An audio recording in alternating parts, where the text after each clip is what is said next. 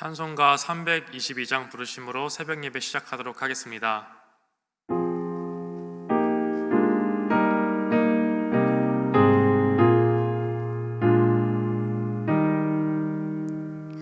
세상의 헛된 신을 버리고 하나님 이름 높여 기리구네. 온 천하 백성 모두 나와서 다 같이 하나님만 섬기세. 세상의 헛된 우상 버리고 인간의 모든 부귀영화와 거짓과 불의 모두 버리고 온전히 하나님만 섬기세. 주님의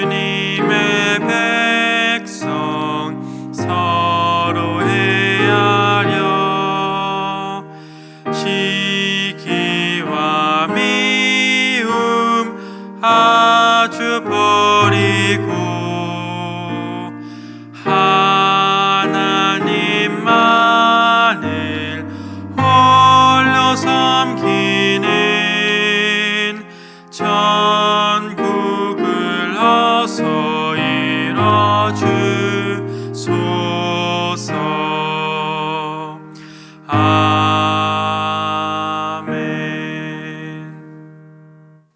오늘 하나님께서 저에게 주신 말씀은 다니엘 3장 1절에서 12절 말씀입니다. 함께 봉독하도록 하겠습니다. 느부갓네살 왕이 금으로 신상을 만들었으니 높이는 60규빗이요 너비는 6규빗이라 그것을 바빌론 지방에 두라 평지에 세웠더니 느부갓네살 왕이 사람을 보내어 총독과 수령과 행정관과 모사와 재무관과 재판관과 법률사와 각 지방 모든 관원을 느부갓네살 왕이 세운 신상의 낙성식에 참석하게 하매 이에 총독과 수령과 행정관과 모사와 재무관과 재판관과 법률사와 각 지방 모든 관원이 느부갓네살 왕이 세운 신상의 낙성식에 참석하여 느부갓네살 왕이 세운 신상 앞에 서니라.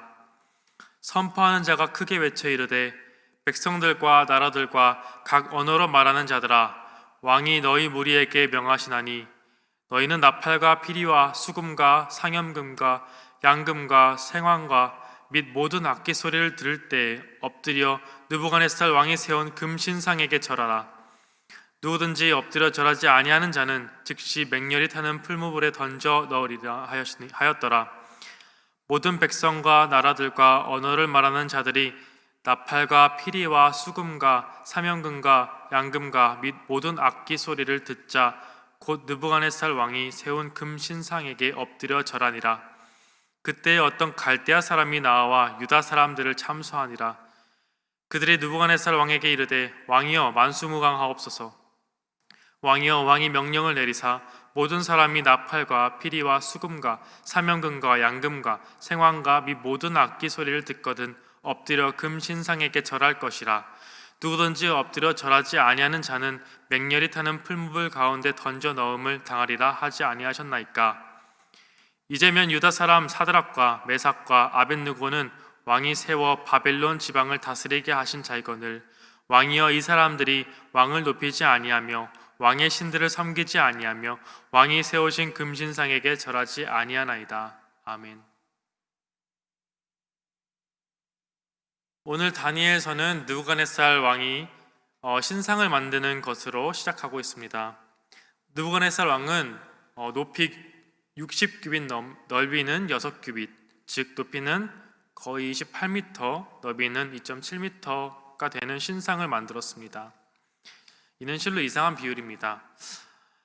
이 신상은 나무로 만들어 금으로 칠한 금신상이었고, 그 형태는 자신이 섬기던 신 혹은 신의 자신의 모습을 투영한 형태를 하고 있었을 것입니다.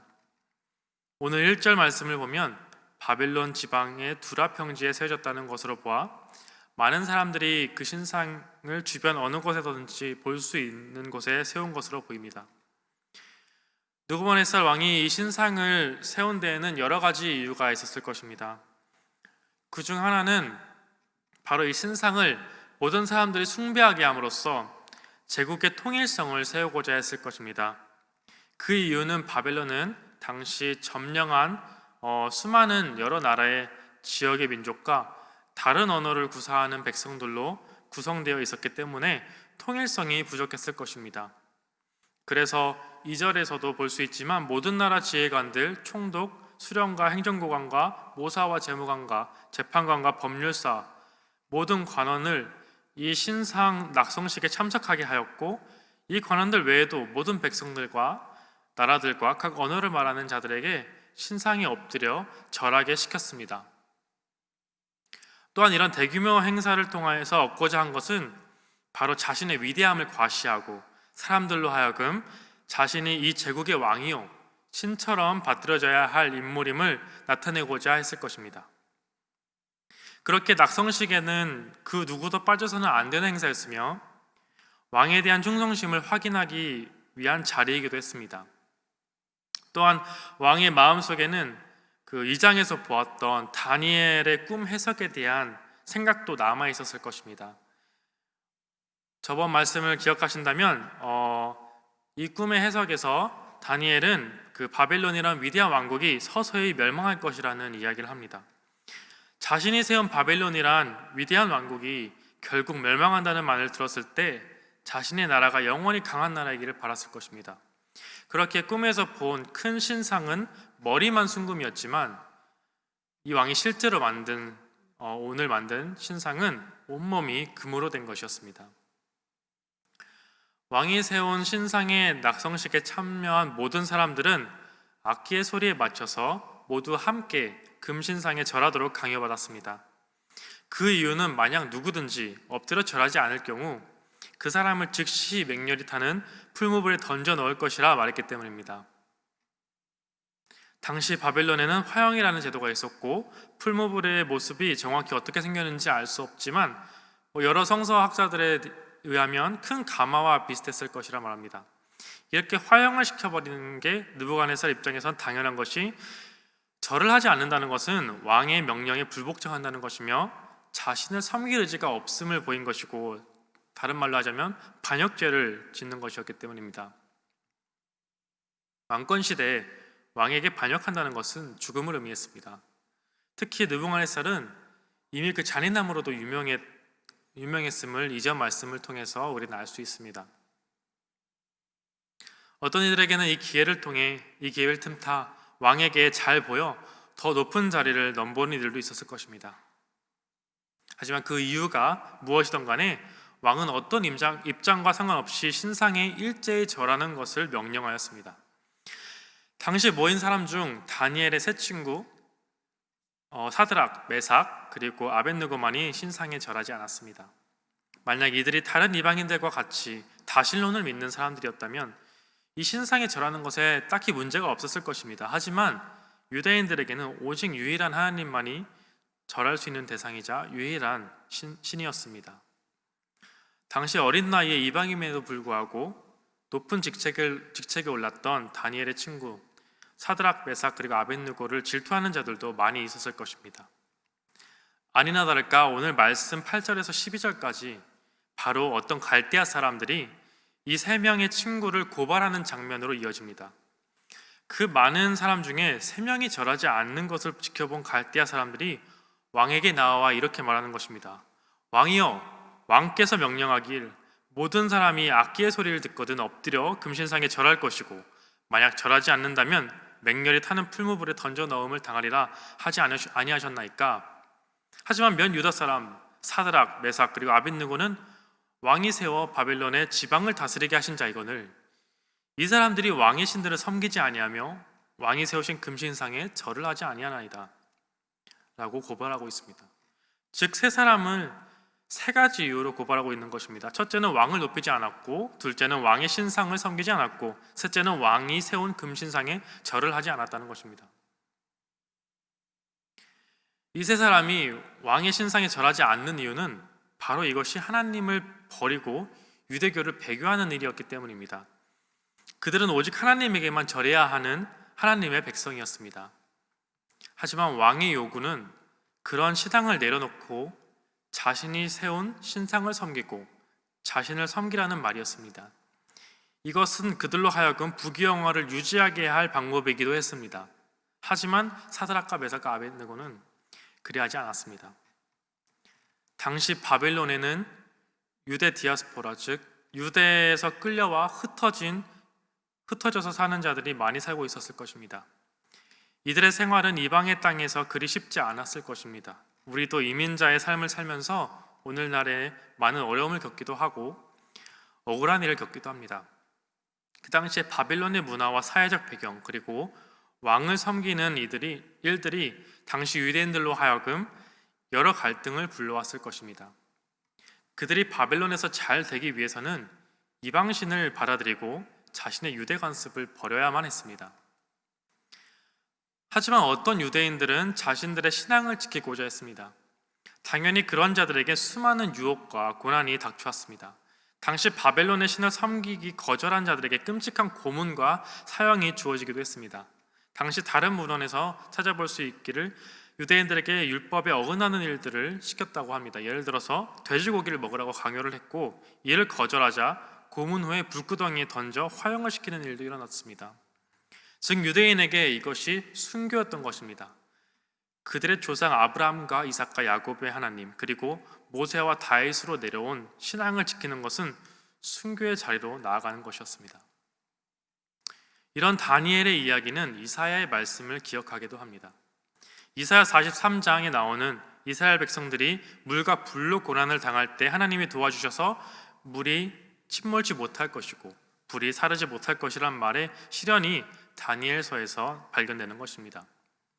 즉 그들은 줄곧 듣던 선지자들을 통한 하나님의 말씀에 순종했던 것입니다. 그들의 고통을 기다리고 있음을 알면서도 이런 일을 할 수 있었던 이유는 바로 자신들이 살아남는 길이 현실과 타협함에 있지 않고 오직 하나님을 섬김에 오는 것을 알고 있었기 때문입니다. 하나님의 백성으로 남았을 때 그들에게 생존케 하시는 하나님이 책임져 주실 것이란 믿음이 있었던 것입니다. 실로 이런 이유로 오늘 사드락과 메삭과 아벳느고는 풀무불에 던져질 위험 가운데 있으며 이후에 하나님이 그들을 뜨거운 불에서 구원하시는 이야기를 보게 됩니다. 오늘 다니엘의 말씀은 이방 땅에 흩어져 사는 유대인들에게 힘을 주는 말씀입니다. 사드락과 메삭과 아벳느고의 이야기를 보며 자신들의 신앙을 포기하지 말라는 이야기를 하고 있는 것입니다. 그럴 때 그들이 이방 땅에서 생존할 수 있고 그렇게 하시는 이가 바로 하나님이심을 강조하고 있는 것입니다. 하나님의 힘이 그들을 대적하고 죽이고 핍박하는 이방인들과 그들의 신보다 위대하다는 것입니다. 오늘 이야기에서 이 금신상은 단순히 이방신의 형상을 한 금상에 불과한 것이 아닙니다. 이 신상이 가진 의미는 바로 유대인들로 하여금 자신의 신앙을 배교하게 만드는 올무인 것입니다. 유대인들은 이 행위를 저항할 것이고 앞으로 이 세 친구들이 겪게 될 일은 바로 저항 행위에 대한 성공담이며 순교담인 것입니다. 이 이야기는 오늘 우리와 동떨어져 있지 않습니다. 비신앙인이 다수인 이 사회에서 우리를 유혹하는 수많은 금신상들 앞에서 우리가 어떻게 우리의 신앙을 지킬 것인지에 대한 큰 예시를 던져줍니다. 우리가 이 사회에서 아예 분리되어 살 수는 없습니다. 그렇게 하자는 것도 아닙니다. 하지만 이 사회의 일원으로 살아갈 때 우리가 그리스도인으로서 신앙인으로서 어떤 책임을 가지고 어떤 선을 지키면서 살아가야 할지 고민해야 한다는 것입니다.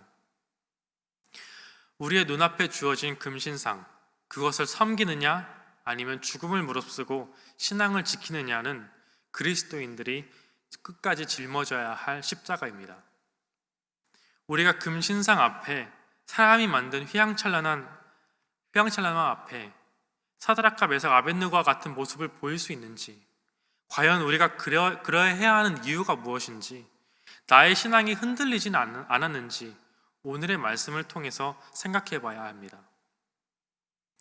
사랑하는 만납교회 성도 여러분, 우리가 금신상 앞에 무릎 꿇지 않는 이유가 무엇입니까? 그것은 오늘 보았듯이 그것만이 우리가 살 길이기 때문입니다.